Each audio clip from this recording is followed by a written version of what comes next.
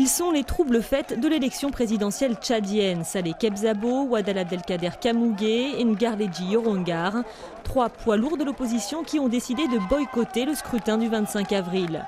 Ils réclamaient notamment de nouvelles cartes d'électeurs, estimant que les conditions de la transparence n'étaient pas réunies. À notre corps défendant, nous sommes obligés de boycotter cette élection qui est une mascarade, qui est une opposition opposant Déby à Déby.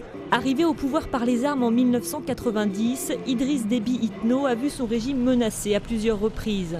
Depuis le réchauffement des relations avec le Soudan, la guerre des raids rebelles semble être terminée. Aujourd'hui, Déby brigue un 4e mandat et si 2 autres candidats sont encore en lice, il est certain de l'emporter.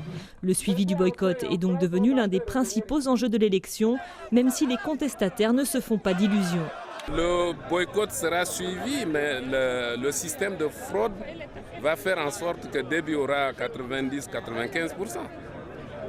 Cela va de soi. Même si on ne vote pas, la machine de fraude va se mettre en branle-bas pour pouvoir le faire élire avec un score défiant toute concurrence. Lors d'une conférence de presse, le président Déby a estimé que les élections seraient crédibles sous la supervision d'observateurs nationaux et internationaux. Il a également pris à partie les 3 opposants.